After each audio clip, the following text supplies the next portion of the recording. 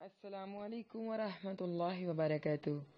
وَلَقَدْ يَسَّرْنَا الْقُرْآنَ لِلذِّكْرِ فَهَلْ مِن مُّدَّكِرٍ، اور ہم نے اس قرآن کو نصیحت کے لیے آسان ذریعہ بنا دیا ہے، پھر کیا ہے کوئی نصیحت حاصل کرنے والا۔ نحمدہ ونصلی علی رسولہ الکریم، اما بعد فاعوذ باللہ من الشیطان الرجیم، بسم اللہ الرحمن الرحیم۔ رب اشرح لي صدري ويسر لي امري واحلل عقدة من لساني يفقهوا قولي رب يسر ولا تعسر وتمم بالخير۔ تفسیر سورہ توبہ، پارہ نمبر 11، سبق نمبر 9، آیت نمبر 107 تا 116۔ لفظی ترجمہ۔ بسم اللہ الرحمن الرحیم۔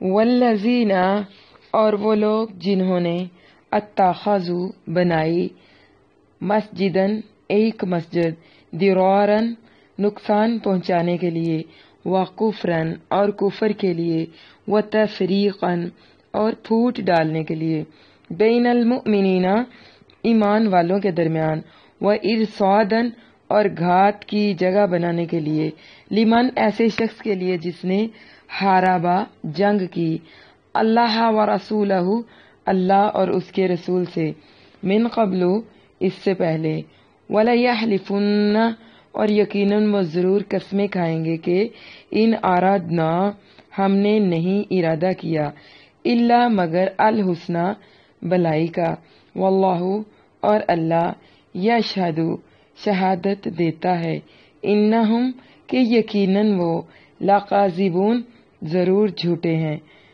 لا تقم مت کھڑا ہو تو، فیہ اس میں، ابدا کبھی بھی، لمسجد یقیناً وہ مسجد، اسسا جس کی بنیاد رکھی گئی، علی التقوی تقوی پر، من اولی یوم پہلے دن سے، احق زیادہ حقدار ہے، ان تقوم کہ تو کھڑا ہو، فی اس میں، فیہ رجال اس میں کئی مرد ہیں، یحبون جب پسند کرتے ہیں، ان یتطہروا کہ بہت پاک رہیں، واللہ اور اللہ یحب محبت رکھتا ہے یا پسند کرتا ہے، المتطہرین بہت پاک رہنے والوں کو،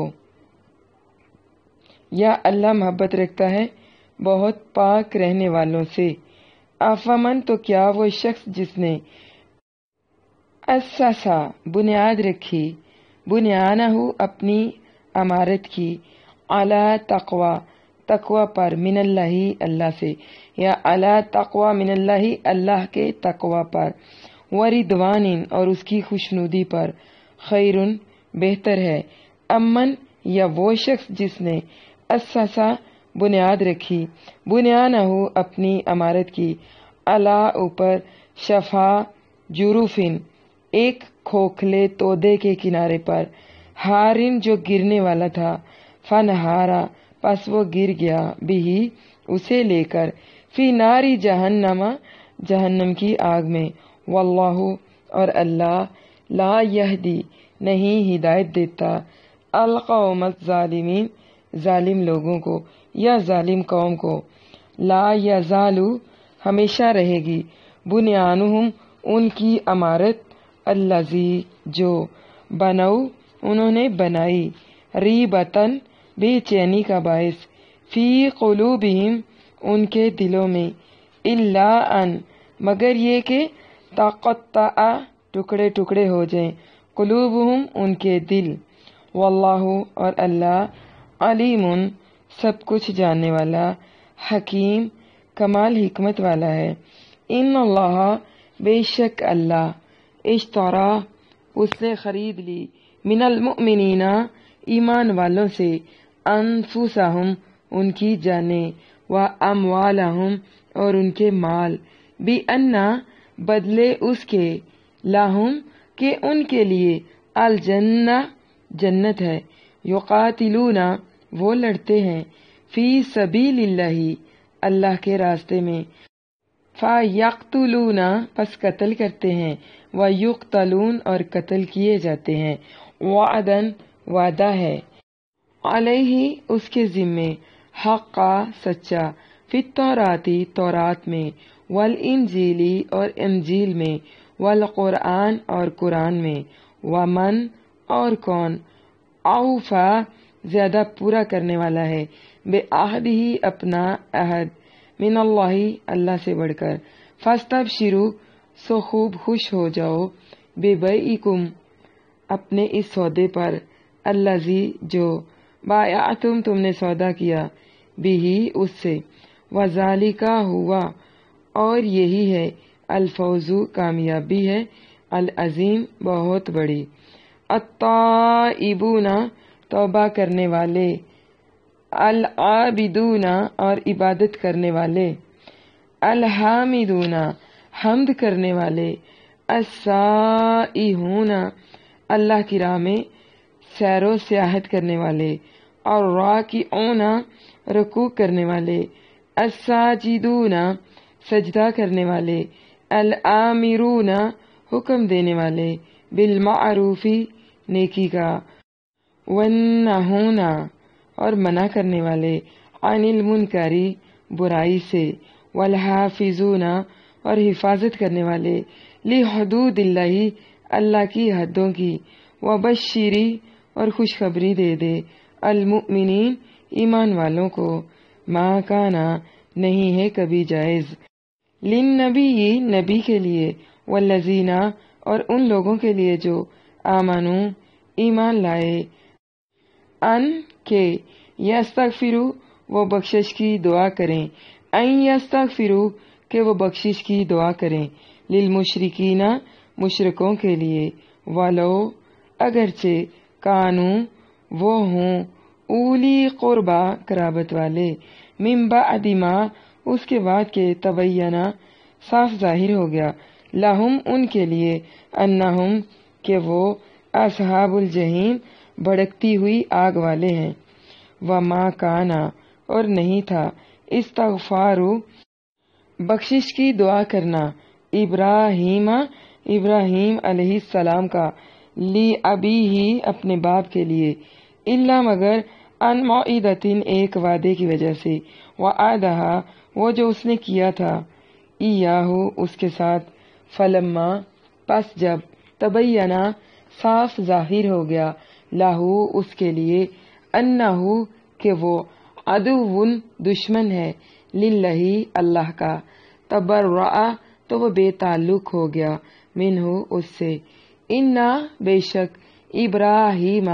ابراہیم علیہ السلام، لا اواہن یقیناً بہت نرم دل، حلیم بہت بردبار تھا یا تحمل والا تھا، وما کان اللہ اور نہیں ہے اللہ کبھی ایسا، لیضل کہ گمراہ کر دے، قومن کسی قوم کو، بعد اس کے بعد کہ ہداہم وہ ہدایت دے چکا ہو انہیں، حتی یہاں تک کہ یبینا واضح کرے، لہم ان کے لیے، ما یتقون وہ چیزیں جن سے وہ بچیں، ان اللہ بے شک اللہ، بکل شیء ہر چیز کو، علیم خوب جاننے والا ہے، ان اللہ بے شک اللہ، لہو اسی کے لیے ہے، ملک و بادشاہی، السماوات والارض آسمانوں اور زمین کی، یحیی وہ زندہ کرتا ہے، ویمیت اور مارتا ہے،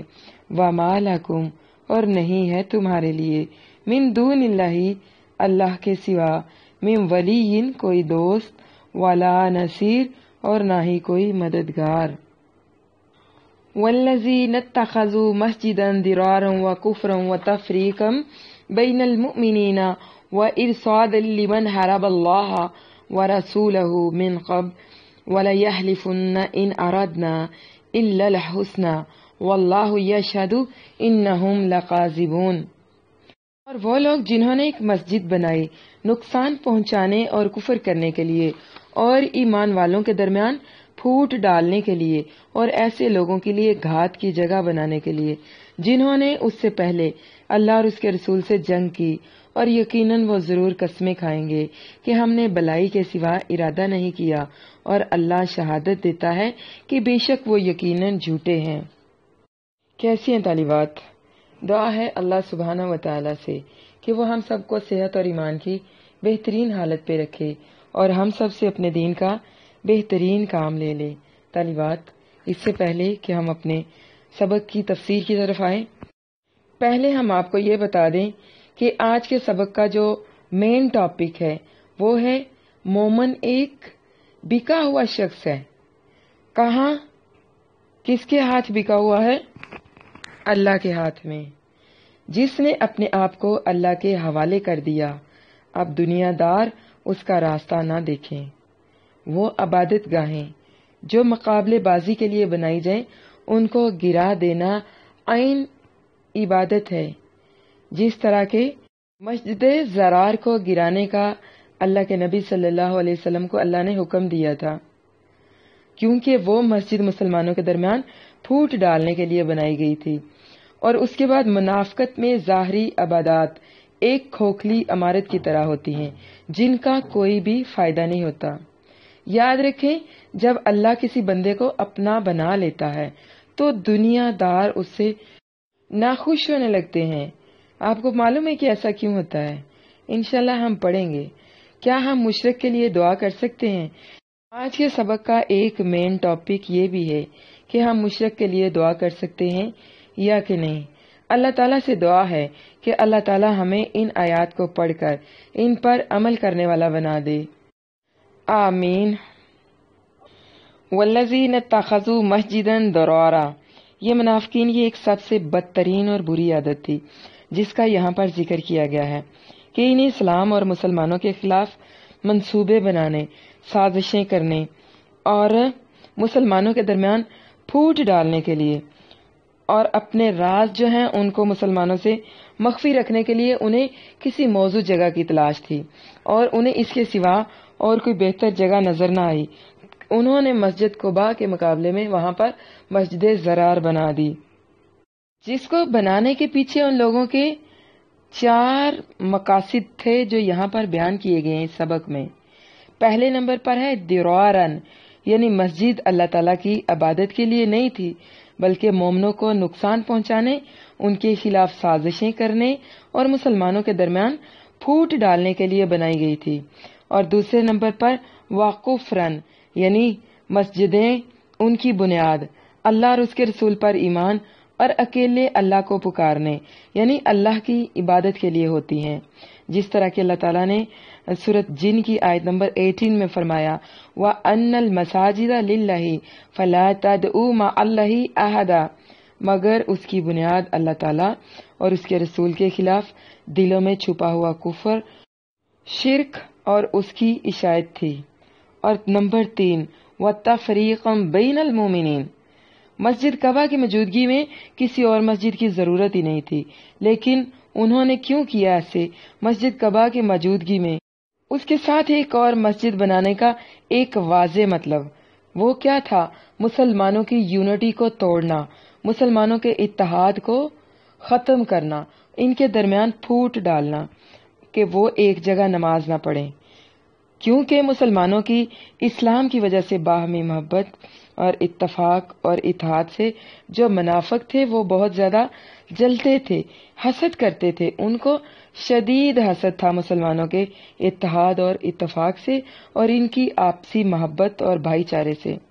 اور چوتھے نمبر پر ہے وَإِرْصَادًا لِمَنْ حَارَبَ اللَّهَ وَرَسُولَهُ، اس سے پہلے جو لوگ اللہ اور اس کے رسول کی مخالفت کرتے رہے اور ان سے برسرے جنگ رہے، خصوصاً منافقین اور وہ لوگ جو مدینہ سے بھاگ گئے تھے اور دشمنوں کی پناہ میں رہ کر اسلام کے خلاف سازشیں کر رہے تھے، ان کے لیے اور ان کے بھیجے ہوئے آدمیوں کے لیے مسجد کے پردے میں چھپاؤ کی جگہ مہیا کرنا، مطلب اس مسجد میں عبادت کے بہانے شر پسندوں کو جمع کرنا اور پھر مسلمانوں کے خلاف سازشیں کرنا، داؤ پیچ کرنا، صلاح مشورے کرنا، یعنی مسلمانوں کے اتحاد کو توڑنے، ان کے درمیان پھوٹ ڈالنے اور انہیں نقصان پہنچانے کے لیے، مسلمانوں کے اتحاد کو توڑنے کے لیے اور اسلام کے دشمنوں کو پناہ دینے کے لیے وہ مسجد بنائی گئی تھی۔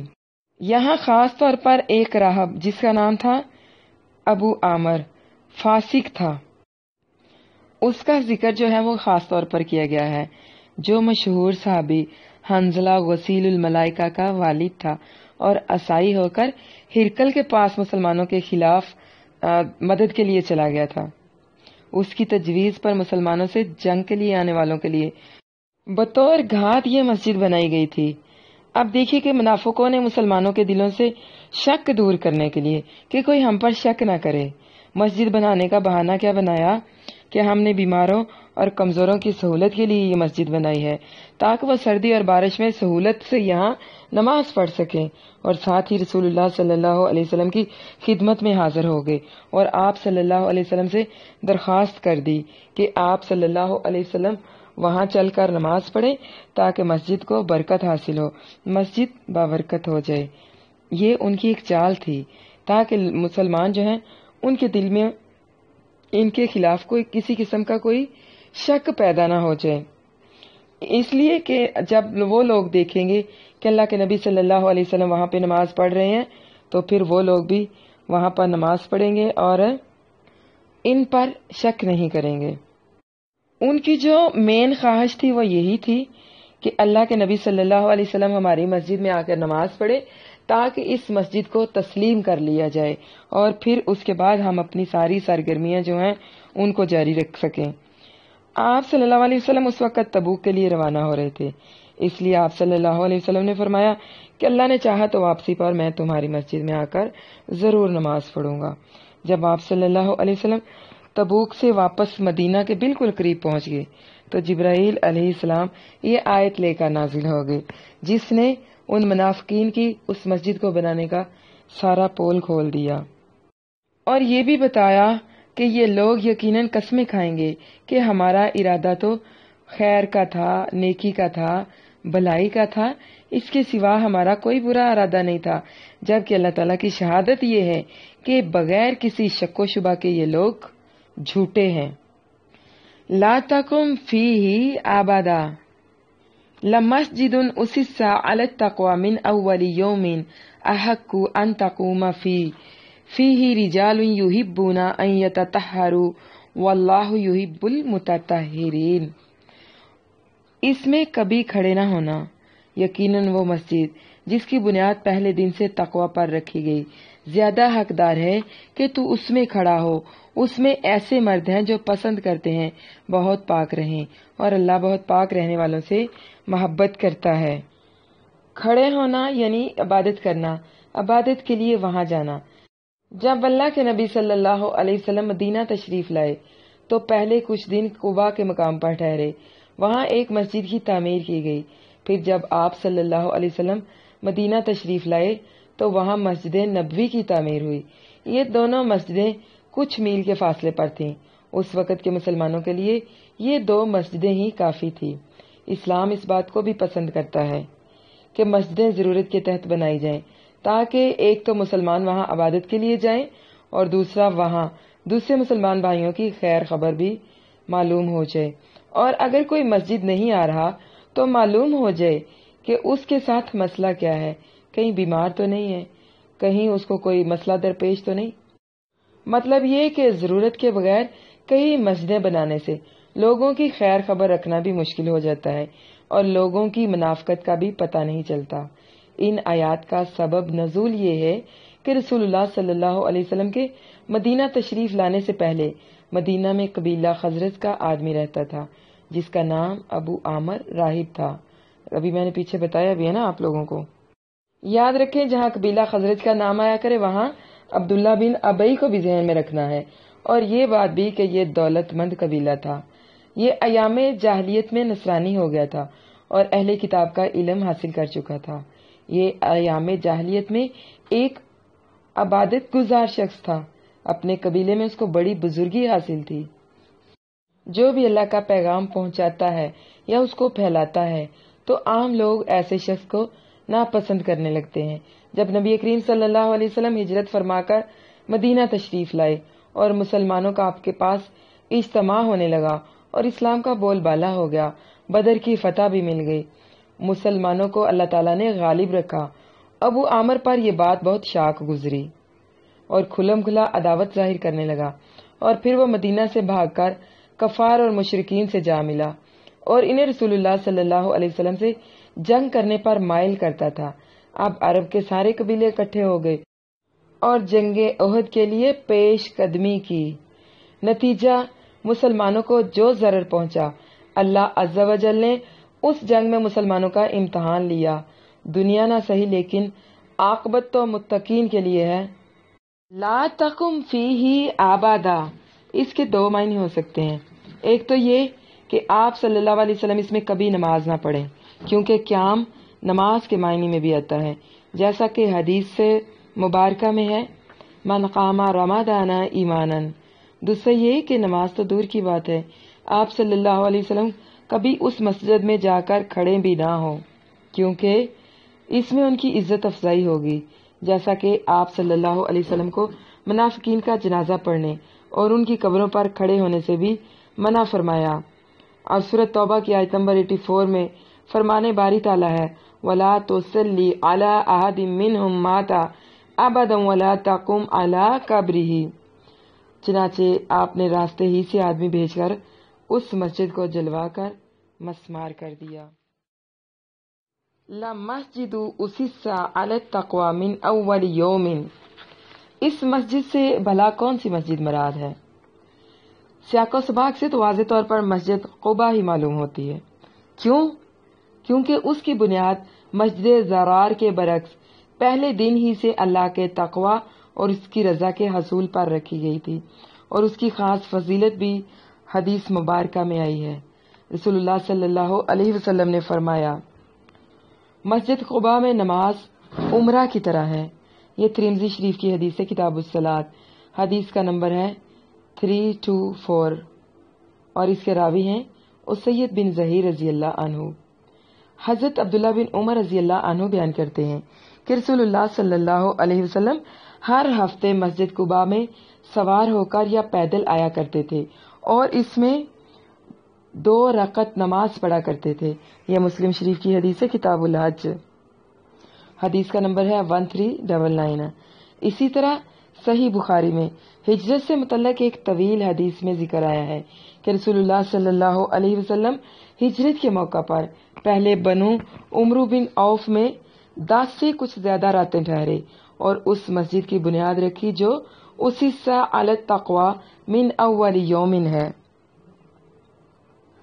اور آپ صلی اللہ علیہ وسلم نے اس میں نماز پڑھی، پھر اپنی اونٹنی پر سوار ہوئے اور لوگوں کے ساتھ چلتے ہوئے آگے روانہ ہوئے، یہاں تک کہ اونٹنی رسول اللہ صلی اللہ علیہ وسلم کی اس مسجد کے پاس بیٹھ گئی جو مدینہ میں ہے، اور وہ سہل اور سہیل رضی اللہ عنہما کی کھجوریں سکھانے کی جگہ تھی۔ یہ بخاری شریف کی حدیث ہے، کتاب ہے مناقب انصار، اور باب ہے نبی کریم صلی اللہ علیہ وسلم اور آپ کے ساتھیوں کی مدینہ کی طرف ہجرت، حدیث کا نمبر ہے 3906۔ اس سے یہ بھی ظاہر ہوتا ہے کہ اس سے مراد مسجد قباء ہے، مگر بعض حدیثوں میں رسول اللہ صلی اللہ علیہ وسلم نے اس کا مصداق مسجد نبوی کو قرار دیا۔ حضرت ابو سعید خدری رضی اللہ عنہ بیان کرتے ہیں کہ 2 آدمیوں کی اس مسجد کے بارے میں بحث ہو گئی کہ وہ کون سی مسجد ہے جو اسِسَّ عَلَى التَّقْوَىٰ مِنْ أَوَّلِ يَوْمٍ ہے۔ ایک نے کہا وہ مسجد قباء ہے، دوسرے نے کہا وہ مسجد نبوی یعنی اللہ کے نبی صلی اللہ علیہ وسلم کی مسجد ہے، تو رسول اللہ صلی اللہ علیہ وسلم نے فرمایا، وہ میری یہ مسجد نبوی ہے۔ یہ ترمذی شریف کی حدیث ہے، کتاب التفسیر القرآن، سورۃ توبہ، اور حدیث کا نمبر ہے 3099، اور اس کی جو سند ہے یہ صحیح ہے، اور احمد، مسلم اور نسائی میں بھی روایات ہیں جس میں آپ صلی اللہ علیہ وسلم نے اسے مسجد نبوی ہی قرار دیا ہے، جبکہ اہل علم نے فرمایا ان دونوں حدیثوں میں کوئی تضاد نہیں ہے۔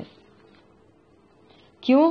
کیونکہ دونوں مسجدوں کی بنیاد پہلے دن ہی سے تقوی پر رکھی گئی ہے، اور آپ صلی اللہ علیہ وسلم کا مسجد نبوی کی صراحت کرنا اس لیے تھا کہ کوئی شخص یہ نہ سمجھ لے کہ پہلے دن سے تقوی پر بنیاد صرف مسجد قباء کی رکھی گئی ہے، بلکہ واضح فرما دیا کہ مسجد نبوی کی بنیاد بھی پہلے دن ہی سے تقوی پر رکھی گئی ہے، اور وہ بالاولیٰ اس آیت کی مصداق ہے۔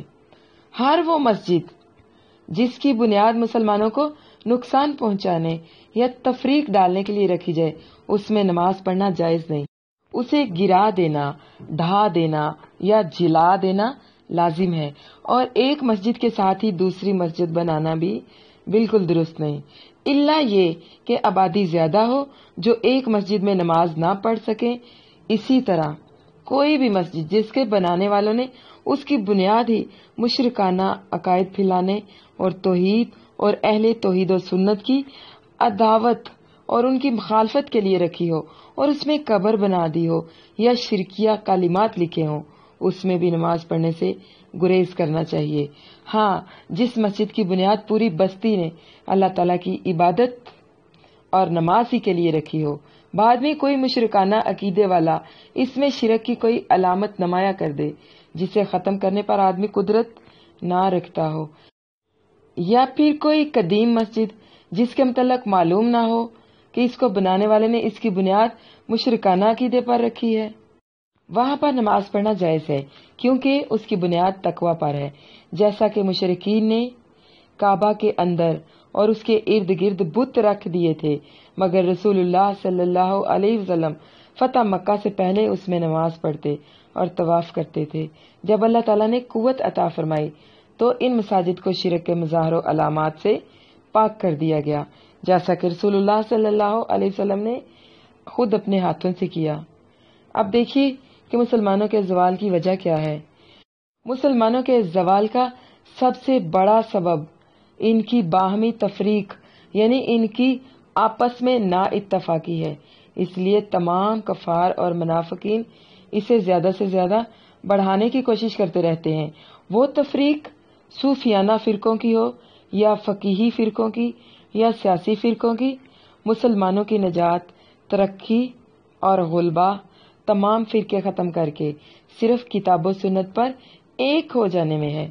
ہماری تاریخ میں ایک ایسا دور بھی گزرا ہے کہ حنفی، مالکی، حنبلی اور شافعی چاروں کی الگ الگ مسجدیں، الگ مدرسے، الگ عدالتیں تھیں، حتیٰ کہ عین مسجد حرام کے اندر بھی 4 الگ الگ مسئلوں پر جماعتیں ہوتی تھی. کیسے ہوتی تھی؟ واللہ عالم. اللہ تعالیٰ جزائے خیر دے سلطان عبد العزیز رحمہ اللہ کو، جنہوں نے تمام مملکت نجد اور حجاز میں اور خانہ کعبہ میں یہ تفریق ختم کر کے سب کو ایک ہی امام پر جمع فرما دیا. دوسرے ممالک میں ابھی تک ہر فرقے کی الگ الگ مسجدیں ہیں. اللہ تعالیٰ سب کو فرقہ بازی چھوڑ کر توحید و سنت پر جمع ہونے کی توفیق عطا فرما دے، آمین. جیسا کہ مسلمانوں کا پہلا 100 سال کا روشن ترین زمانہ ان فرقوں اور الگ الگ عدالتوں اور مساجد سے بالکل پاک تھا، اور تمام مسلمانوں کے کتاب و سنت پر متحد ہونے کی وجہ سے پوری دنیا پر ان کا غلبہ تھا. یہ تمام فرقے جن کے ناموں پر فرقے بنے ہیں، سب کا ظہور بہت بعد میں ہوا. خیر القرون یعنی جو خیر القرون تھے ان میں ان کا نام و نشان بھی نہیں تھا. فیہ رجال یحبون ان یتطہروا، بہت پاک ہونا اور پاک رہنا. حضرت ابو ہریرہ رضی اللہ عنہ سے روایت ہے کہ نبی کریم صلی اللہ علیہ وسلم نے فرمایا، یہ آیت فیہ رجال یحبون ان یتطہروا واللہ یحب المتطہرین اہل قبا کے متعلق نازل ہوئی تھی. وہ پانی کے ساتھ استنجا کرتے تھے. ابو داؤد کی یہ روایت ہے کتاب الطہارت اور حدیث کا نمبر ہے 44. یہ حدیث ترمذی شریف میں بھی ہے اور ترمذی شریف میں اس کا نمبر ہے 3100 اور ابن ماجہ میں بھی ہے.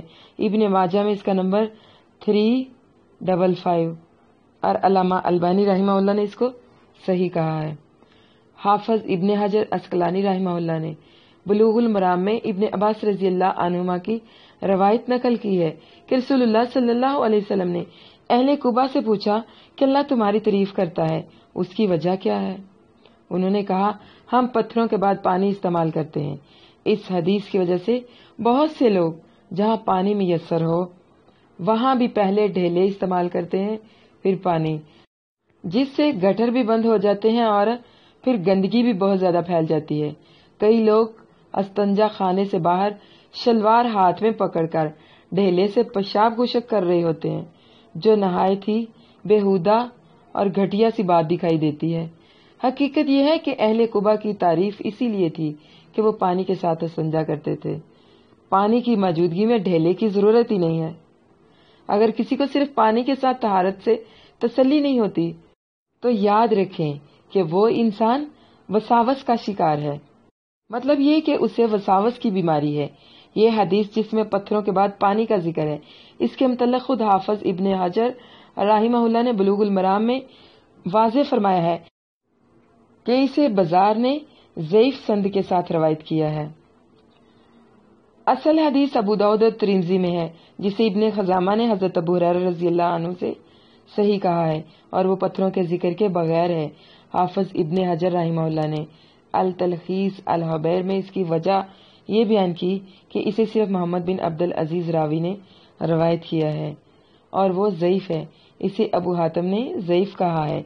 हाँ, अस्तंजा सिर्फ पत्थरों से भी जायज और काफी है, और अगर कभी इसका इत्तफाक हो और उसके बाद पानी से मजीद सफाई कर ले तो बेहतर है, वरना पानी की मौजूदगी में पत्थर इस्तेमाल करने की कोई सही हदीस नहीं है और ना ही इसकी जरूरत। अफमन अस्ससा बुनियानहु अला तक़वा मिनल्लाहि व रिदवानिन खैरुन अम्मन अस्ससा बुनियानहु अला शफा जुरुफिन हारिन फनहारा बिही फी नारी जहन्नम वल्लाहु ला यहदिल कौमज़ ज़ालिमीन। तो क्या वो शख्स जिसने अमारत की बुनियाद अल्लाह के खौफ और उसकी खुशनुदी पर रखी बेहतर है, या वो जिसने अपनी अमारत की बुनियाद खोखले तोदे के किनारे पर रखी जो गिरने वाला था, बस वो उसे लेकर जहन्नम की आग में गिर गया और अल्लाह जालिम लोगों को हिदायत नहीं देता। आफमन अस्ससा बुनियानहु अला तक़वा, और शफा कहते हैं किनारे को, जुरुफिन नदी नाले या दरिया का किनारा जिसके नीचे से पानी मट्टी बहा कर ले गया हो और वो बस गिरने ही वाला हो, क्योंकि उसके नीचे कोई बुनियाद ही नहीं कि वो वहां पर ठहर सके, सिर्फ मट्टी का खोखला तोदा रह गया है। हारिन इसम फाइल है, हारा या हारू, खाफा या खाफू से, या हारा या हुरू, काला या कूलू। इस असल में हाइरुन था, जैसा कि खाइफुन या काइलुन, फिर इसमें कलब वाक़या हुआ तो हारियुन हो गया, और रादियुन से या गिरने के बाद रादिन की तरह हारियुन से हारिन हो गया। फनहारा बाप अनफाल इन हियारुन से माजी मालूम होता है। ये दो लोगों की मिसाल है, एक वो जिसके अकीदे और अमल की बुनियाद अल्लाह के तकवा और उसकी रजा पर हो, दूसरा वो जिसके अकीदे और अमल की बुनियाद महज कुफर और नफाक पर हो। पहले की अमारत की बुनियाद मजबूत और मुस्तहकम होगी, वो कभी गिरने वाली नहीं, और दूसरे की इमारत ऐसी चीज है जो दिखाई तो देती है मगर नीचे से खाली है, गोया उसकी बुनियाद ही मजबूत नहीं। उसका नतीजा क्या होगा? इसके सिवा उसका नतीजा भला क्या हो सकता है कि वो अमारत हर हाल में उसे भी लेकर गिरेगी, और कुफ्र निफाक जिसका अंजाम आग है उसके ऊपर खड़ी है। यानी कुफ्र निफाक की जो अमारत है वो आग के खोखले किनारे पर खड़ी है कि वो किसी भी वक्त उसमें गिर जाएगा। यानी आग के किनारे पर खड़े होने की वजह से जहन्नम की आग में ले गिरेगी। वल्लाहु ला यहदिल कौमज़ ज़ालिमीन, यानी बे इंसाफी जुल्म की ये शामत पड़ती है कि नेक अमल करना भी चाहें तो उनसे नहीं हो पाते। अब मन में दूसरा मान भला किसके लिए है? अबू आमर फासिक के लिए। बुनियानहु इससे मुराद मस्जिद ज़रार जो मुसलमानों को तकलीफ देने वाली थी। हर वो दीन का काम जिसकी रूट्स में तकवा और इखलास ना हो, उसमें अल्लाह ताला की रजा की बजाय अपने ही कोई मकसद छुपे हुए होते हैं, तो अल्लाह ताला कहता है ये ऐसी इमारत है जो गिरना चाहती है। फनहारा बिही फी नारी जहन्नम, वो उसे लेकर सीधी जहन्नम की आग में जा गिरी। जब भी कोई इमारत बनानी होती है तो सबसे पहले जमीन चाहिए होती है। इंसान ठोस जगह इस्तेमाल करता है। अल्लाह ने बड़े ही खूबसूरत तरीके से उनकी मिसाल इस तरह से दी है कि जैसे कोई अपनी इमारत ऐसी जगह पर बनाए जिसको शफा जुर्फिन, यानी शफा बताया जिस तरह मैंने किनारा, और जुर्फिन खाई, یا نالے کا پانی وغیرہ جب مٹی بہا کر لے جاتا ہے تو پھر پیچھے وہ صرف کھوکھلی سی جگہ رہ جاتی ہے کہ وہ بس ابھی گری یا ابھی گری. اردو میں ہم اس کو بولتے ہیں کھائی ہوئی جگہ. آگ کا سمندر ہے اور جس کی عمارت اس چھجے پر بنی ہو کہ جس کی بنیادیں کوئی نہیں ہیں. فنہارا بھی فی ناری جہنم، بس وہ لے گرے گی اس کو. جس عمل کی نیت خراب ہوتی ہے وہ تو کبھی قائم نہیں رہ سکتا. بڑے سے بڑا کام نیکی کے نام پر کریں اور خراب نیت کی وجہ سے ختم ہو جائے، کتنی بڑی بد نصیبی ہے. اگر آپ لوگ بڑے سے بڑا کام بھی نیکی کی نیت کے ساتھ کریں گے تو اللہ قبول کرے گا. اگر بڑے سے بڑا کام ہم نیکی کے نام پر کریں لیکن ہماری نیت خراب ہو، ہماری نیت صحیح نہ ہو، تو وہ سارا کام جو ہے ہماری نیت کی وجہ سے خراب ہو جائے گا. دیکھیں، جو بھی کام کریں اللہ کے لیے کریں، نیت صاف کر کے کریں اور آپ آخری دم تک اس کام کو کرتے رہیں، اسی راستے پر آپ چلتے رہیں. ورنہ کوئی کام شروع کر لیں دیکھا دیکھی، چاہے جذباتی ہو کر، کسی دکھ یا صدمے میں یا کسی خوشی کے شکرانے کے طور پر، اور پھر کچھ عرصہ اس پر قائم رہے، اس کے بعد پھر بھول گئے، چھوڑ دیا اس کو. تکلیف ملی تو اللہ یاد آ گیا، اللہ اللہ کرنے لگ گئے، نماز پڑھنے لگ گئے، تسبیحات کرنے لگ گئے، ذکر و اذکار کرنے لگ گئے. اللہ تعالیٰ نے مصیبت سے، مشکل سے نجات کیا دی، پھر بھول گئے. یعنی شوق میں ساتھ شامل ہو گئے، اللہ کی راہ پر چلنا شروع کر دیا، پھر چھوڑ دیا. دیکھیں، اللہ کی راہ پر چلنا ہے تو پھر لگاتار، مسلسل اور مستقل چلنا ہے. بے شک آہستہ آہستہ چلتے رہیں لیکن لگاتار چلیں. کبھی چل پڑے، کبھی رک گئے، کبھی پھر پیچھے پلٹ گئے تو ایسے عمل کا کوئی فائدہ نہیں ہے. جو بھی کام کریں اس کو مستقل کریں اور اس کو اس کے انجام تک پہنچائیں. مطلب یہ کہ اس کو مکمل کیے بنا ادھورا نہ چھوڑیں، کیونکہ ادھوری کوششیں کوئی فائدہ نہیں دیتی. جو کام اللہ کے لیے شروع ہوتا ہے تو وہ اللہ کرے گا، لیکن جو کام ہم دوسروں کی دیکھا دیکھی شروع کرتے ہیں نا، پھر وہ آپ کریں گے. کریں اس کے لیے کوشش جتنی آپ کر سکتے ہیں، لیکن جہاں آپ کا دل کہتا ہے کہ یہ کام اللہ کے لیے ہونا چاہیے، یہ کام اللہ مجھ سے لے لے، میرے ہاتھ خالی ہیں، پھر اللہ کہتا ہے بس تم نے نیت کر لی، آگے میرا کام ہے. میرا اور آپ کا کام صرف اللہ کی رضا کے لیے کوشش کرنا ہے. مقصد تقویٰ کے لیے، یعنی تقویٰ ہونا چاہیے، خلوص نیت سے کام ہونا چاہیے، اور پھر اللہ تعالیٰ برکتیں بھی ڈال دیتا ہے. اللہ کے نبی صلی اللہ علیہ وسلم کے طریقہ کار تو کیا ہی کمال تھے. آپ مال کے لیے نہیں تھے کہتے، لوگ آ کر کہتے تھے اللہ کے نبی کیا خرچ کروں، کدھر خرچ کروں. اسلام کہتا ہے جو تمہیں مال پیش کرتا ہے وہ تم پر ایک کام ڈال دیتا ہے، بجائے اس کے کہ دیندار مانگے اور لوگ ان پر تنقید کرتے ہیں، جبکہ کوئی دین والا اللہ کے نام پر لیا گیا پیسہ اپنی ذات پر نہیں لگاتا. دین والا لوگوں کو رغبت دلاتا ہے. کسی کو فورس کرنا، وہ شرمندگی میں دیں، اس میں برکت ہی نہیں ہوتی. لوگوں میں شعور نہیں ہے، کتاب سے شعور آتا ہے. قرآن پڑھنے کے بعد یقین کریں، دین کی جگہیں آپ کا بینک بن جاتی ہیں. اگر آپ کے پاس کوئی سیونگ ہوتی ہے تو وہ دین والے کے پاس آپ کی ہوتی ہے. تم خرچو، مجھے ضرورت پڑی تو میں بھی کر لوں گا. مسلم بینک ایسے بنتے ہیں. اللہ کے نبی صلی اللہ علیہ وسلم یہ ضرورت کے لیے رکھا ہوا ہے، آپ لگا لیں، مجھے ضرورت پڑی تو واپس مل جائے گا. یہ سوچ ہوگی تو ہی مسلم بینک بنے گا. جو دین والے لوگ ہوتے ہیں نا، ان کو مانگنا نہیں پڑتا، صرف بتانا پڑتا ہے کہ اب ہم یہ کام کرنا چاہتے ہیں، یہ مسجد بنا رہے ہیں یا جامعہ بنا رہے ہیں یا ایک ادارہ بنا رہے ہیں، یہ ہمارا پروجیکٹ ہے. آپ لوگ کچھ کرنا چاہتے ہیں تو کر لیں، نہیں کرنا چاہتے تو نہ کریں، آپ کی مرضی ہے. دیکھیے، دین کا مزاج بدلیں. اس لیے لوگ مسجد نہیں جاتے کہ مولوی چندہ مانگتے ہیں. اسلام کا یہ طریقہ تو نہیں ہے. لوگوں کو شعور دیں، مسجدیں بنائیں، نمازی بنائیں. اب نمازی بنانے کی ضرورت ہے، مسجدیں بہت ہیں زمین میں، زمین مساجد سے بڑی بڑی ہے، نمازیوں کی کمی ہے. نمازی بنائے لوگوں کو. ساری کی ساری زمین مسجد ہے. اللہ نے اپنے نبی صلی اللہ علیہ وسلم کو خود کہا تھا کہ آپ کی امت کھڑی ہوگی اور نماز پڑھے گی، وہ مسجد ہے، مطلب ہمارے لیے تمام جگہ کو مسجد بنا دیا گیا ہے.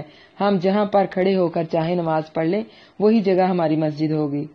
واللہ لا یہدی القوم الظالمین، یعنی بے انصافی، ظلم، اس کی یہ شامت پڑتی ہے کہ نیک عمل کرنا بھی چاہیں تو نہیں کر سکتے.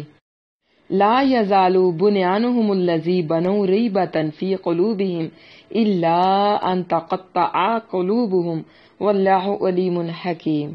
ان کی عمارت جو انہوں نے بنائی ہمیشہ ان کے دلوں میں بے چینی کا باعث بنی رہے گی، مگر اس صورت میں کہ ان کے دل ٹکڑے ٹکڑے ہو جائیں، اور اللہ سب کچھ جاننے والا کمال حکمت والا ہے. لا یزال بنیانہم الذی بنوا ریبۃ، بے چینی، ریبتن بے چینی، جیسا کہ حسن بن علی رضی اللہ عنہما سے روایت ہے کہ رسول اللہ صلی اللہ علیہ وسلم نے فرمایا الصدق طمانینۃ والکذب ریبۃ، کہ سچ اطمینان کا باعث ہے اور جھوٹ بے چینی کا باعث. علامہ البانی رحمہ اللہ نے اس کو صحیح کہا ہے. مسند احمد کی یہ روایت ہے، روایت کا نمبر ہے 1728، ترمذی میں اس کا نمبر ہے 2518. یہ عمارت جو ابو عامر اور ان کے ساتھیوں نے بنائی ہے منافقت کے ساتھ دین کے کام کرنے والوں کی حالت کی منظر کشی ہے. اللہ تعالیٰ کہہ رہے ہیں ان منافقوں کے اندر منافقت کی جڑیں اتنی مضبوط ہو گئی ہیں کہ اس کے اثرات کا اب ختم ہونا ممکن ہی نہیں ہے. مثال کے طور پر اگر کسی کے پورے جسم میں کینسر پھیل جائے، معمولی آپریشن کرنے سے وہ ختم نہیں ہوتا، اگر تھوڑی سی جگہ پر ہو تو وہ ختم کر لیا جاتا ہے، لیکن اگر پورا پھیل جائے تو پھر ختم نہیں کیا جا سکتا. اسی طرح منافقت ہے، پہلے تھوڑی سی آتی ہے بلکہ ہلکا سا شبہ ہوتا ہے، پھر آہستہ آہستہ کر کے وہ پورے دل کو اپنی لپیٹ میں لے لیتی ہے، یعنی پورے دل کو پکڑتے پکڑتے پھر وہ پورے جسم پر، آنکھوں پر، کانوں پر، ہر طرف اپنا غلبہ کر لیتی ہے. یعنی زبان بھی گندی باتیں بولے گی اور کان بھی گندی باتیں سنیں گے. غرض یہ کہ ان کے جسم کا ہر حصہ منافقت سے بھرپور، منافقت سے لبریز ہو جاتا ہے، اور پھر ایسا منافق کبھی ٹھیک نہیں ہونے والا. انسان شک و شبہ کے اندھیرے میں ڈوب جاتا ہے، ایمان اور یقین کی روشنی پھر کبھی نصیب نہیں ہوتی. ہاں پھر ایک ہی ہے کہ ان کے دلوں کو پھر ٹکڑے ٹکڑے کر دیا جائے. جب یہ آیت نازل ہوئی تھی نا تو اللہ کے نبی صلی اللہ علیہ وسلم نے اس مسجد کو گرا دیا تھا. اللہ تعالیٰ نے قیامت تک کے لیے مسجد زرار کی جگہ کو رسوا کر کے رکھ دیا کہ جو ایسے کام کرتا ہے بعد میں وہ کبھی پھولتے نہیں. کبھی دین کا کام کرنا نیکی ہوتی اور کبھی اس سے روکنا نیکی ہوتی ہے. اس طرح کے روایات میں آتا ہے کہ اللہ کے نبی صلی اللہ علیہ وسلم جب غزوہ تبوک سے واپس تشریف لائے تھے اور مقام ذی اوان میں تشریف فرما تھے، مدینہ یہاں سے چند گھنٹوں کی مسافت پر ہے، تو اس مسجد زرار کی خبر اللہ کی طرف سے آپ صلی اللہ علیہ وسلم کو مل گئی. آپ صلی اللہ علیہ وسلم نے بنی سالم کے بھائی مالک بن خشم کو بلایا اور معن بن عدی یا اس کے بھائی عامر بن عدی، غرض ان دونوں کو بلایا اور فرمایا کہ تم دونوں ان ظالموں کی مسجد کی طرف جاؤ اور اس کو گرا دو اور اس کو جلا ڈالو. یہ دونوں فوراً گئے اور بنی سالم بن عوف کے پاس آئے. یہ مالک بن ادخشم کے قبیلہ کے لوگ تھے. اب مالک نے مان سے کہا ٹھہرو، میں اپنے لوگوں میں سے کسی کے پاس سے آگ لے کر آتا ہوں. اب وہ مالک اپنے لوگوں میں آئے، درخت کی ایک بڑی سی لکڑی لی، اس کو سلگایا اور فوراً نکل کھڑے ہوئے. یہ دونوں مسجد میں جہاں کفار موجود تھے مسجد میں گئے، ان دونوں نے مسجد کو گرا دیا اور پھر اس کو جلا دیا. لوگ وہاں سے بھاگ کھڑے ہوئے اور قرآن کی یہ آیت ان منافقین کے بارے میں نازل ہوئی، والذین اتخذوا مسجدا ضرارا وکفرا. اس مسجد کو گرائے جانے کے بعد اس کے بنانے والے کے دلوں کو بے چین رکھے گی کہ ہمارا نفاق اور کفر ظاہر ہو گیا ہے، اب کوئی مسلمان ہمیں دل سے اپنا سمجھنے کے لیے تیار نہیں ہوگا. ان کی یہ حالت موت تک ایسے ہی رہے گی. الا ان تقطع قلوبہم، اس کا معنی یہی ہے، نہ ان کا دل نفاق سے پاک ہوگا، نہ ہی انہیں کبھی اطمینان نصیب ہوگا. یہ ان کے دل قیامت تک اسی طرح جب تک ان کی زندگی ہے بے چینی اور بے اطمینانی اور بے سکونی کا شکار رہیں گے. ان اللہ اشتری من المؤمنین انفسهم اموالهم بان لهم الجنہ یقاتلون فی سبیل اللہ فَيَقْتُلُونَ وَيُقْتَلُونَ عَلَيْهِ حَقًّا فِي التَّوْرَاةِ وَالْإِنْجِيلِ وَالْقُرْآنِ وَمَنْ أَوْفَى بِعَهْدِهِ مِنَ اللَّهِ فَاسْتَبْشِرُوا بِبَيْعِكُمُ الَّذِي بَايَعْتُمْ بِهِ وَذَلِكَ هُوَ الْفَوْزُ الْعَظِيمُ۔ بے شک اللہ نے مومنوں سے ان کی جانیں اور ان کے اموال خرید لیے ہیں اس کے بدلے کہ یقیناً ان کے لیے جنت ہے، وہ اللہ کے راستے میں لڑتے ہیں پس قتل کرتے ہیں اور قتل کیے جاتے ہیں۔ یہ تورات اور انجیل اور قرآن میں اس کے ذمہ پکا وعدہ ہے، اور اللہ سے زیادہ اپنا وعدہ پورا کرنے والا کون ہے؟ تو اپنے اس سودے پر خوش ہو جاؤ جو تم نے اس سے کیا ہے، اور یہی بہت بڑی کامیابی ہے۔ ان اللہ اشتری من المؤمنین انفسہم، ایسی زبردست خوشی کہ اس کے اثرات انسان کے چہرے پر ظاہر ہوں۔ فاستبشروا الاستبشار، اس میں سین اور تا کے اضافے سے بشرا یعنی خوشخبری کے مفہوم میں بہت زیادہ اضافہ کیا گیا ہے، یعنی بے انتہا خوشی جس کا اثر انسان کے چہرے پر نظر آتا ہے۔ جبکہ بعض علماء نے فرمایا کہ جہاد کی اس سے بہتر اور اس سے بڑھ کر مؤثر ترغیب آپ کسی اور آیت میں نہیں پائیں گے، کیونکہ اس کو ایک سودے اور ایک معاہدے کی صورت میں پیش کیا گیا ہے، جو سودا اللہ رب العزت کے ساتھ ہوتا ہے۔ سودے کا سامان مومنوں کی جانیں اور مال ہے، اور قیمت اس کی اللہ کے ہاں جنت، اور اس کی قیمت اتنی بے مثال ہے جو نہ کسی آنکھ نے دیکھی ہے، نہ کسی کان نے سنی ہے، اور نہ ہی کسی انسان کے دل میں کبھی اس کا خیال آیا ہے۔ یہ ایسی جنتیں ہیں جن کا سودا اللہ رب العزت اپنے بندوں کے ساتھ ان کی جان و مال کے بدلے میں کرتا ہے۔ یہ سودا اور معاہدہ صرف اس پر نہیں ہے کہ وہ قتل کیے جائیں تو ہی ان کو ان کی قیمت ملے گی، بلکہ اللہ کے دین کی خاطر اللہ کے کلمے کو بلند کرنے کے لیے وہ کفار کو قتل کریں تب بھی یہی قیمت ملے گی۔ پھر اس کے معاہدے کی باقاعدہ تسجیل، مطلب کہ اس کی رجسٹری ہوتی ہے آسمانی کتابیں جیسا کہ تورات، انجیل اور قرآن مجید میں کی گئی ہے۔ اس سے بڑھ کر سودے کی پختگی کا بھلا تحریری ثبوت اور کیا ہو سکتا ہے؟ پھر اسے اللہ تعالیٰ کا سچا اور پکا وعدہ قرار دے کر فرمایا کہ اللہ سے بڑھ کر کون اپنے وعدے کو پورا کرنے والا ہے، کون ہے جو اللہ سے بڑھ کر اپنے عہد کو پورا کرے گا؟ اس کا ادھار دوسرے تمام نقدوں سے بڑھ کر ہے۔ پھر اس کا ادھار یعنی اس کا وعدہ جنت ہے جو کہ یقینی ہے، اور اگر کچھ باقی زندگی ہے تو وہ بھی اس کی بے پایا انعام سے خالی نہیں۔ حضرت ابو ہریرہ رضی اللہ عنہ سے روایت ہے کہ رسول اللہ صلی اللہ علیہ وسلم نے فرمایا، اللہ تعالیٰ نے ضمانت دی ہے کہ جو اس کے راستے میں جہاد کرے اور اسے اس کے راستے میں نکالنے والی چیز اس کی راہ میں جہاد اور اس کی باتوں کو سچا یقین کرنے کے سوا کچھ نہ ہو تو وہ اسے جنت میں داخل فرمائے گا، یا اسے اس کے گھر میں اجر یا غنیمت سمیت واپس لائے گا جس گھر سے وہ نکل کر گیا تھا۔ یہ بخاری شریف کی حدیث ہے، حدیث کا نمبر ہے 3123۔ اسی طرح حضرت مغیرہ بن شعبہ رضی اللہ عنہ اور ان کے ساتھی مجاہدین ایران میں جہاد کے لیے گئے تو کسرا کے جرنیل نے مسلمانوں کے سفیر مغیرہ بن شعبہ رضی اللہ عنہ سے پوچھا، تم لوگ کیا ہو؟ انہوں نے رسول اللہ صلی اللہ علیہ وسلم اور اسلام کا تعارف کروانے کے بعد فرمایا، ہمارے نبی صلی اللہ علیہ وسلم نے ہمیں ہمارے رب کا پیغام پہنچایا کہ ہم میں سے جو قتل کر دیا جائے گا وہ جنت کی ایسی نعمتوں میں جائے گا جو کبھی کسی آنکھ کے دیکھنے میں نہیں آئی، اور جو ہم میں سے باقی رہے گا وہ تمہاری گردنوں کا مالک بنے گا۔ یہ بھی بخاری شریف کی ہی حدیث ہے، اس کا نمبر ہے 3159۔ تو اس طرح سے جہاد کے بے شمار فضائل ہیں جو کہ صحیح حدیث سے ثابت بھی ہیں، اور پھر اسی سے لفظ بیعت بھی ہے۔ اسی آیت کو بعض لوگ کہتے ہیں یہ بیعت عقبہ کے موقع پر نازل ہوئی، کیونکہ یہ پوری سورت مدنی ہے، لیکن یہ آیت مکی ہے۔ کسی سورت کو مکی یا مدنی تب کہتے ہیں جب اس میں کثیر آیات اس موقع کے بارے میں ہوں۔ یہ آیت اس دور کی ہے جب انہوں نے اللہ کے نبی صلی اللہ علیہ وسلم کے ساتھ بیعت کی تھی، اور جن لوگوں نے آپ صلی اللہ علیہ وسلم کو مدینہ منورہ بلایا تھا، آپ صلی اللہ علیہ وسلم نے ان سے کھل کر بات کی تھی کہ دیکھو لے کر تو جا رہے ہو، کیا اس کے تقاضے پورے کر سکو گے؟ مشکل میں تو نہیں پڑو گے؟ اور اس موقع پر حضرت عباس رضی اللہ عنہ ابھی وہ مسلمان نہیں ہوئے تھے، لیکن اس بیعت پر گواہ کے طور پر حاضر تھے۔ انہوں نے کھڑے ہو کر اعلان کیا تھا، ہاں اس محمد صلی اللہ علیہ وسلم سے ہماری جنگ ہے، لیکن ہم نے اسے نکالا نہیں ہے، یہ ہمارا خون ہے، اگر اس کو لے جا کر چھوڑ دینا ہے تو اسے آج ہی چھوڑ دو۔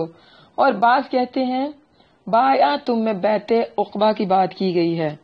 وَذَلِكَ هُوَ الْفَوْزُ الْعَظِيمُ، اس کے سوا کوئی کامیابی عظیم نہیں بلکہ معمولی اور بے وقت ہے، یعنی فوز عظیم تو ہے سب سے عظیم کامیابی، باقی ساری کامیابیاں جو ہیں وہ ان کے سامنے معمولی اور بے وقت ہیں۔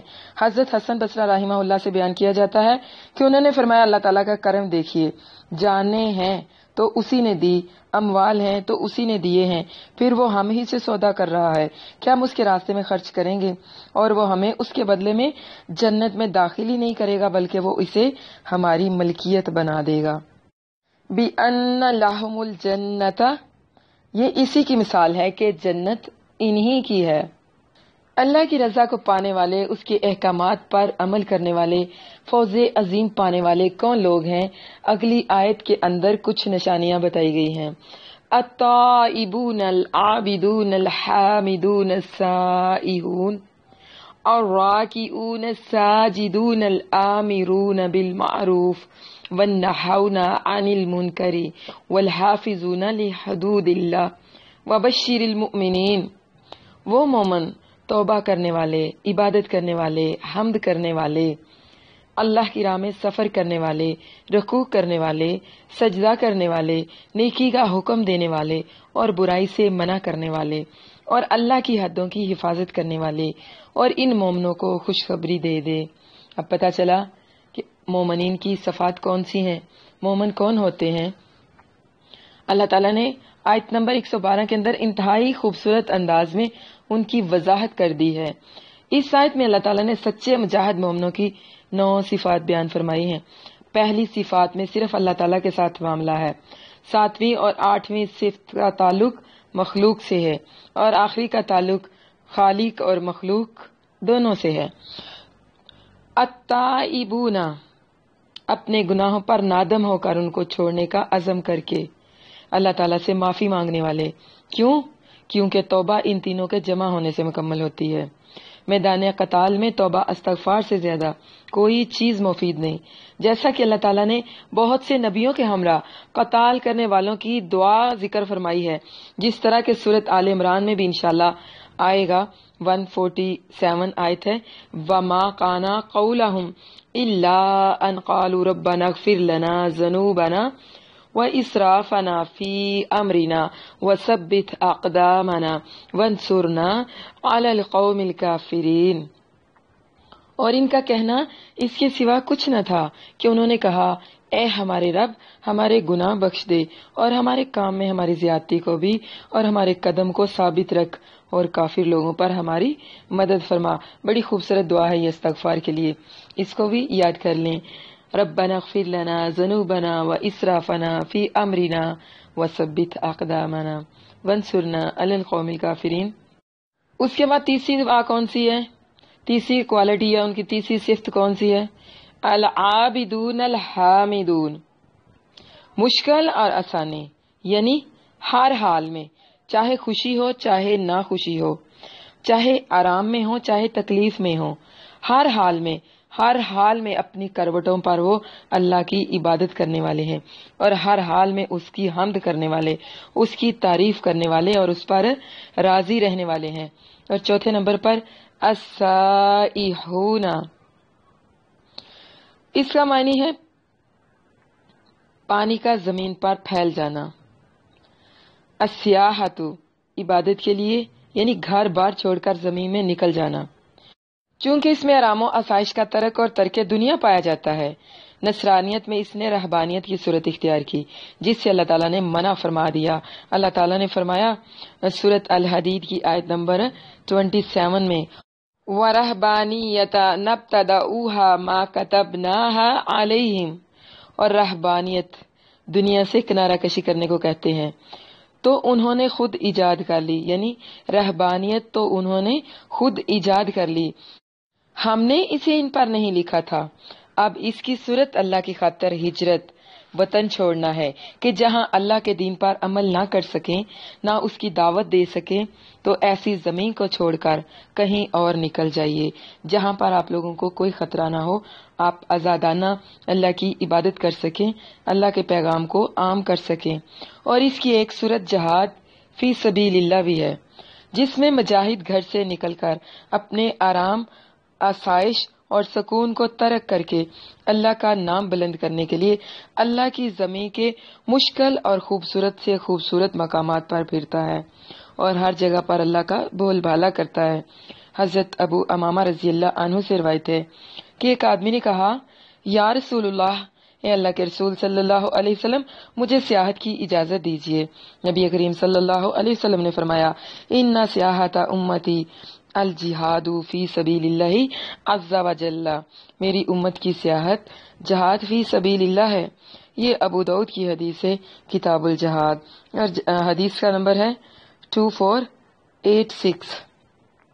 علامہ البانی رحمہ اللہ نے اس حدیث کو صحیح کہا ہے. اور بعض علماء کے مطابق السائحون میں وہ طالب علم بھی آ جاتے ہیں جو اللہ کا دین سیکھنے کے لیے شہر با شہر سفر کرتے ہیں، جو قرآن کی کلاسز کو لینے کے لیے اپنے گھروں سے نکل کر مدارس میں جاتے ہیں، ایک شہر سے دوسرے شہر کا سفر کرتے ہیں، وہ بھی اسی میں شامل ہیں. اور ایک صورت سائی ہونا کی روح سے روزہ بھی ہے کہ اس میں انسان تمام گناہ چھوڑنے کے ساتھ اپنی سب سے زیادہ مرغوب 3 چیزیں یعنی کھانا پینا اور بیوی سے مباشرت ترک کر دیتا ہے. السائی ہونا کا معنی روزہ رکھنے والے. ابن عباس اور ابن مسعود رضی اللہ عنہما اور کئی تابعین سے آیا ہے.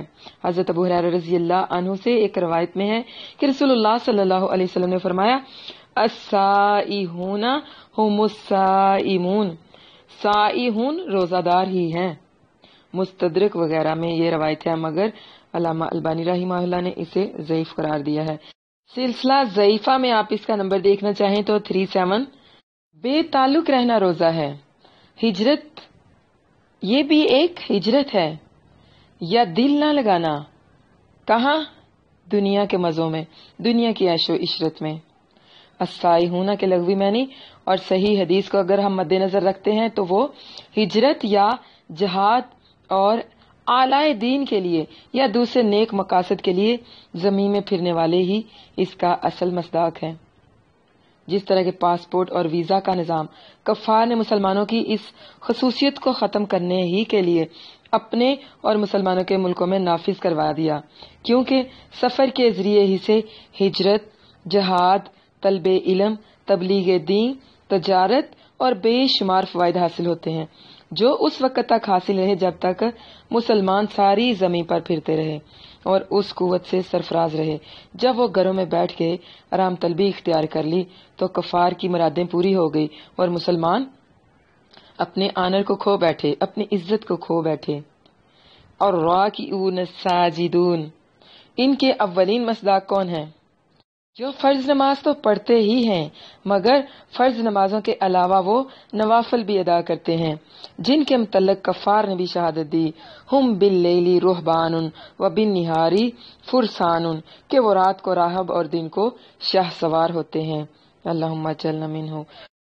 کم از کم فرض نمازوں کے پابند ہونا تو اس کے لیے بنیادی چیز ہے. ترک نماز کے ساتھ اپنے آپ کو جنت کے سوداگر سمجھنا اپنی جان کو دھوکہ دینے کے سوا کچھ بھی نہیں. ایک انسان نماز نہ پڑھے اور کہے کہ وہ جنت میں جائے گا تو اس سے بڑا وہ اپنے آپ کو دھوکہ اور کوئی نہیں دے سکتا. الآمرون بالمعروف، یعنی دوسروں کو نیکی کا حکم دے کر اور برائی سے منع کر کے کفار کو مسلمان بنانے والے اور مسلمانوں کو اسلام پر عمل کی تاکید کرنے والے، اور صرف دوسروں ہی کو نہیں، خود بھی اللہ کی ہر حد کی پابندی اور اس کے ہر حکم کی تعمیل کرنے والے. ان مومنوں کے لیے خوشخبری ہے، یعنی کہ خوشخبری کے حقدار ان صفات کے حامل جو مومن ہیں وہی ہیں، فقط دعویٰ رکھنے والے نہیں. والناہون عن المنکر، اور بدی سے روکنے والے بنے. والحافظون لحدود اللہ، اللہ کی حدوں کی حفاظت کرنے والے بنے. دین کے کام کے 2 درجے ہوتے ہیں، ایک اپنی ذات کو ٹھیک کرنا، پھر نبیوں والے کام کرنا. اللہ کی حدود کی حفاظت کرنے والے ایمان والے اللہ کی حدود کی حفاظت کیسے کر سکتے ہیں؟ محتاط زندگی بسر کر کے، خوشیوں میں بہکتے نہیں۔ اب دیکھیے کہ مومنین کی زندگی کے بھی دو مقامات ہیں، ایک اللہ بھی خوش اور بندہ بھی خوش، اور دوسرا بندہ نہ خوش اللہ پھر بھی خوش۔ بندہ خوش ہے لیکن اللہ کو اس پر غصہ آ رہا ہے، یہ کیفیت بندہ مومن پر کبھی نہیں آتی۔ بعض دفعہ لوگوں کی زندگی میں رب کی ناراضگی کا موقع آتا ہے تو وہ معافی مانگ کر واپس آ جاتے ہیں۔ ہم اکیلے نہیں ہیں، ہمارے ساتھ دنیا لگی ہے۔ وَبَشِّرِ الْمُؤْمِنِينَ، اور اے نبی مومنوں کو خوشخبری دے دو۔ ہم کیوں نہیں اللہ کے ہاتھوں میں بکتے؟ دنیا تالوت کی نہر کی طرح ہے، جو بندہ یہاں سے ایک چلو بھر کر پانی لے کر گزرے گا وہ آگے جا کر کامیاب ہو جائے گا، لیکن جس نے اس دنیا کی نہر سے پیٹ بھر کر پانی پی لیا تو پھر اس کی ہمت جواب دے دیتی ہے۔ یہ دنیا شراب کی طرح ہے، جتنا اسے پیو گے اتنی ہی پیاس لگے گی اور اتنے ہی بدمست ہو جاؤ گے اور اتنے ہی اس دنیا میں بے بس ہو کر گزارا کر کے وقت گزار جاؤ گے اور پھر تمہارے ہاتھ خالی کچھ بھی نہیں آئے گا۔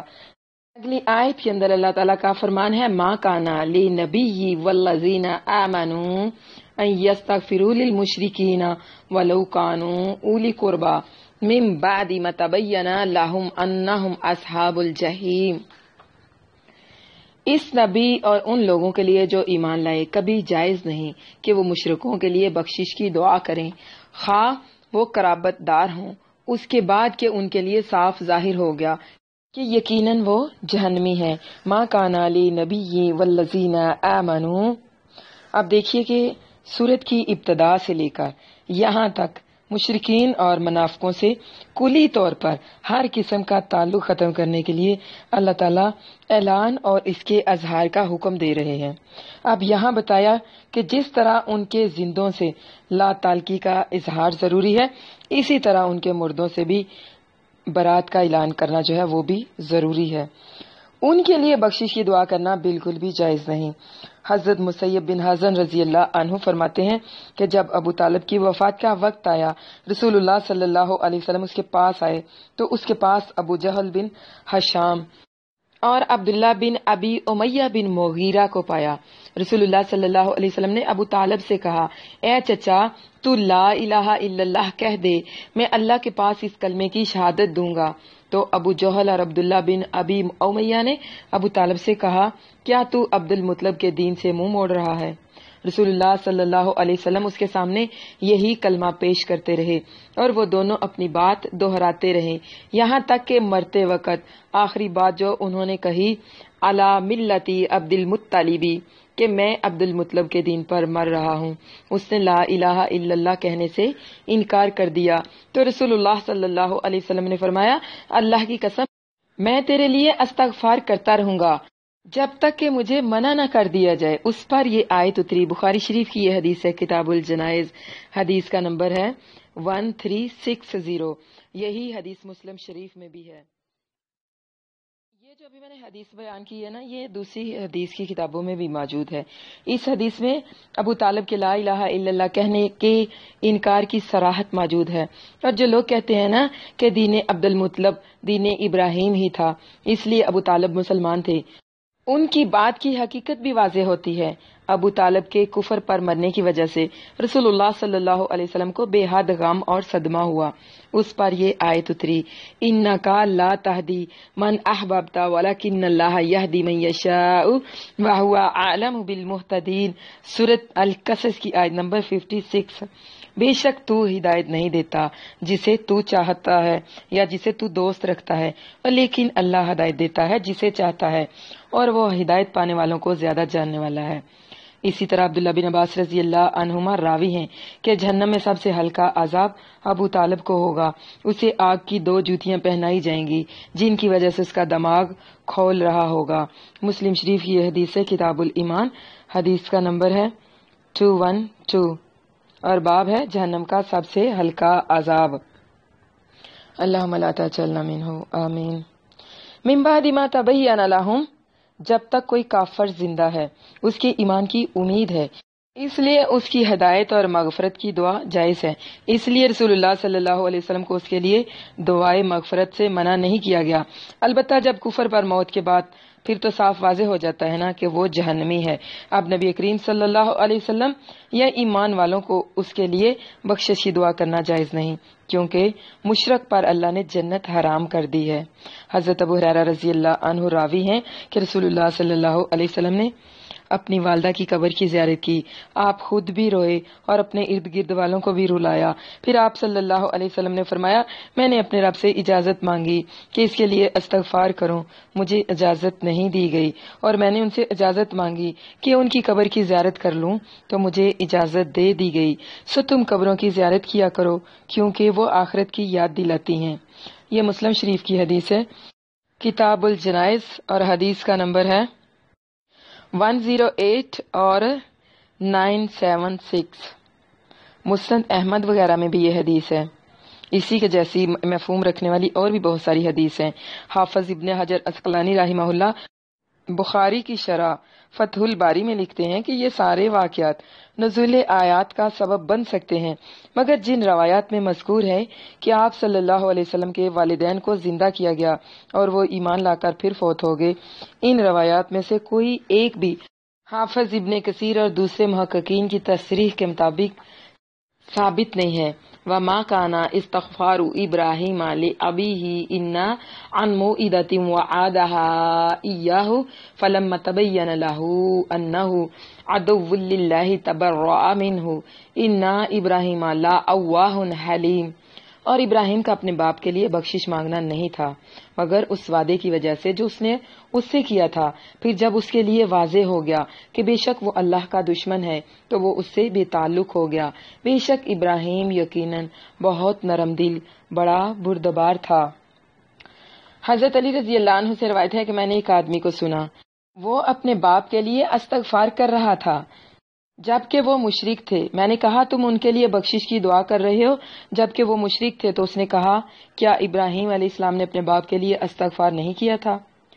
چنانچہ میں نبی صلی اللہ علیہ وسلم کے پاس آیا اور آپ سے اس بات کا ذکر کیا تو اس وقت اللہ تعالیٰ نے یہ آیت نازل فرمائی، وَقَانَ اسْتِغْفَارُ إِبْرَاهِيمَ لِأَبِيهِ إِلَّا عَنْ مَوْعِدَةٍ وَعَدَهَا إِيَّاهُ۔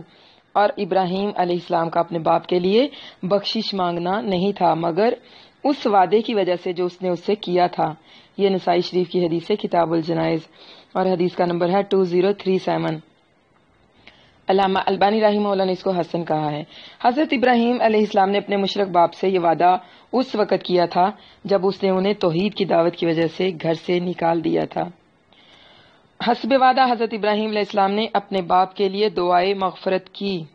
قیامت کو بھی وہ ان کے لیے سفارش کریں گے کہ یا اللہ میرے باپ کے جہنم میں ہونے سے زیادہ میری کیا رسوائی ہوگی۔ تو حکم ہوگا کہ اپنے پاؤں کی طرف دیکھو، دیکھیں گے تو ان کے والد کی شکل گندگی میں آلودہ بجو کی بنا دی جائے گی اور فرشتے اسے پاؤں سے پکڑ کر جہنم میں پھینک دیں گے کہ نہ کوئی اسے پہچانے کہ یہ ابراہیم علیہ السلام کا والد ہے اور نہ ان کی رسوائی ہو۔ اللہ تعالیٰ نے اپنے خلیل کو رسوائی سے بچا لیا مگر مشرک کو جہنم سے نہیں بچایا۔ یہ بخاری شریف کی حدیث ہے، کتاب احادیث الانبیاء، حدیث کا نمبر ہے 3350۔ فَلَمَّا تَبَيَّنَ لَهُ أَنَّهُ عَدُوٌّ لِلَّهِ تَبَرَّأَ مِنْهُ، یعنی قیامت کے دن سفارش کے بعد اس کے ساتھ اللہ تعالیٰ کے سلوک کو دیکھ کر جب انہیں اپنے والد کا ابدی جہنمی، شرف انسانیت سے محروم اور اللہ کا دشمن ہونا خوب واضح ہو گیا تو وہ اس سے بری اور لا تعلق ہو گئے، کیونکہ اللہ تعالیٰ کا دوست اپنے دوست کے دشمن سے کیسے دوستی رکھ سکتا ہے؟ اس لیے ان کے دل میں جو تعلق باقی تھا وہ بھی ختم ہو گیا۔ اگر کسی کا کوئی کافر رشتہ دار یا دوست فوت ہو جائے تو مسلمان اس کی تجہیز و تکفین میں شریک تو ہو سکتا ہے مگر اس کے لیے دعائے مغفرت نہیں کر سکتا۔ یہ ایک موقف حضرت ابن کثیر رحمہ اللہ کا ہے۔ اِنَّ ابراہیم لا اوّاہ حلیم، لا اوّاہ کا مطلب ہے کہ بہت ہی زیادہ آہ آہ کہنے والا، اور یہ دل کی نرمی کی علامت ہے، یعنی وہ اللہ کے حضور بہت آہیں بھرنے والے تھے، بہت زیادہ رجوع کرنے والے، بہت زیادہ جھکنے والے، بہت زیادہ عاجزی کرنے والے اور بہت بڑے حلم والے تھے۔ یہ ابتدا میں اپنے والد کے حق میں ان کی نرمی اور استغفار کی وجہ بیان فرمائی ہے کہ حضرت ابراہیم علیہ السلام تھے ہی ایسے کہ اگر کوئی سختی سے پیش آتا تو اسے نرمی سے جواب دیتے۔ پوائنٹ بھی نوٹڈ، مشرک کے لیے دعائیں کی جا سکتی ہیں اس کی زندگی میں، لیکن جب کسی کا شرک پر مرنا ثابت ہو جائے تو اس کے لیے دعا نہیں کی جا سکتی۔ اب واہو کا ایک معنی تسبیح پڑھنے والا بھی ہے، یعنی ضحیٰ کی نماز پڑھنے والا، اپنے گناہوں کی یاد آنے پر استغفار کرنے والا، اللہ کے دین کی حفاظت کرنے والا، اللہ سے ڈرنے والا، پوشیدہ طور پر بھی اگر کوئی گناہ ہو جائے تو توبہ کرنے والا۔ نبی کریم صلی اللہ علیہ وسلم کے سامنے ایک شخص کا ذکر ہوا، کہا وہ اللہ تعالیٰ کی بکثرت یاد کرتا ہے، اللہ کی تسبیح بیان کرتا رہتا ہے۔ آپ صلی اللہ علیہ وسلم نے فرمایا وہ اواہن ہے۔ ابن جریر فرماتے ہیں کہ نبی کریم صلی اللہ علیہ وسلم نے ایک میت کو دفن کر کے فرمایا یقیناً تو اواہن، یعنی بکثرت تلاوت کلام اللہ کرنے والا تھا۔ وما كان الله ليضل قوما بعد إذ هداهم حتى يبين لهم ما يتقون إن الله بكل شيء عليم۔ اور اللہ کبھی ایسا نہیں کہ کسی قوم کو اس کے بعد گمراہ کر دے کہ انہیں ہدایت دے چکا ہو، یہاں تک کہ ان کے لیے وہ چیزیں واضح کر دے جن سے وہ بچیں۔ بے شک اللہ ہر چیز کو خوب جاننے والا ہے۔ ان لوگوں کے لیے جنہوں نے اس حکم کے نازل ہونے سے پہلے اپنے مشرک رشتہ داروں کے لیے دعا کر دی تھی، ان کو اللہ تعالیٰ کہتے ہیں کہ جو کام تم پہلے کر چکے ہو ان پر کوئی حجت نہیں۔ وما کان اللہ لیضل قوما، اس میں ان مسلمانوں کو تسلی بھی دی ہے جنہوں نے اوپر کی آیت کے نزول ہونے سے پہلے اپنے مشرک رشتہ داروں کے لیے دعائے مغفرت کی تھی۔ مطلب یہ ہے کہ اللہ تعالیٰ کسی پر اس کے مسلمان ہونے کے بعد گمراہ ہونے کا حکم نہیں لگاتا جب تک اس کے لیے یہ واضح نہ کر دے کہ فلاں کام منع ہے، اس سے بچ جاؤ۔ اگر پھر بھی وہ اس پر اصرار کرے تو گناہ گار بھی ہے اور شامت اعمال کے نتیجے میں اس کا رخ بھی گمراہی ہی کی طرف پھیر دیا جاتا ہے۔ تو اسے کیا معلوم ہوا کہ جانتے بوجھتے نافرمانی گمراہی کا سبب بن سکتی ہے۔ اگر ابھی کسی کام سے منع ہی نہیں کیا گیا تو اس کے ارتکاب پر اللہ تعالیٰ کبھی گرفت کرنے والا نہیں، کیونکہ وہ خوب جانتا ہے کہ کوئی بھی کام کرنے والا اسے لا علمی میں کر رہا ہے یا دیدہ و دانستہ۔ لہذا رسول اللہ صلی اللہ علیہ وسلم اور صحابہ نے پہلے جو استغفار مشرکین کے لیے کیا اس پر کوئی مواخذہ نہیں ہے۔ ان اللہ لہ ملک السماوات والارض یحیی و یمیت وما لکم من دون اللہ من ولی ولا نصیر۔ بے شک اللہ ہی ہے جس کے لیے آسمانوں اور زمین کی بادشاہت ہے، زندگی بخشتا اور موت دیتا ہے، اور تمہارے لیے اللہ کے سوا نہ کوئی دوست ہے اور نہ کوئی مددگار۔ زندگی اور موت کا خزانہ اللہ تعالیٰ کے ہاتھ میں ہے۔ ہمارے لیے اس میں عمل کا نقطہ کیا ہے کہ ہم اپنے آپ کو اللہ کے ہاتھ میں بیچ دیں۔ کون اللہ؟ ان اللہ لہ ملک السماوات والارض، وہ اللہ جس کے لیے زمین و آسمان کی بادشاہت ہے۔ یعنی کفار سے ان کی زندگی میں اور ان کی موت کے بعد ہر طرح کی لا تعلقی کا سبب بیان فرمایا۔ کیا آسمانوں کا اور زمین کا مالک صرف اللہ زندگی بخشنے والا اور اللہ ہی موت دینے والا، صرف اللہ تمہارا والی وارث اور تمہارے کاموں کا متولی اور سنبھالنے والا، صرف ایک اللہ۔ مشکل کے وقت دشمن کے مقابلے میں تمہارا مددگار صرف اللہ، اس کے سوا تمہارا نہ کوئی والی نہ کوئی مددگار۔ تو پھر اس کے دشمن سے تمہارا کیا تعلق، کیسی دوستی اور اس کے لیے کیسا استغفار کرنا۔ طالبات اپنے آپ سے عہد کر لیں کہ ہم نے اپنے آپ کو اللہ کے ہاتھ بیچنا ہے، اللہ کے دشمنوں کے ساتھ دلی تعلق نہیں رکھنا۔ سبحان ربک رب العزت عما یصفون والسلام علی المرسلین والحمد للہ رب العالمین۔ رب اغفر وارحم وانت خیر الراحمین، وصلی اللہ وسلم وبارک علی نبینا محمد وعلی آلہ واصحابہ اجمعین، آمین ثم آمین یا رب العالمین۔ اب آپ لوگوں میں سے اگر کسی نے اپنے سبق کو لے کر کچھ پوچھنا ہے تو پوچھ لیں۔ بسم اللہ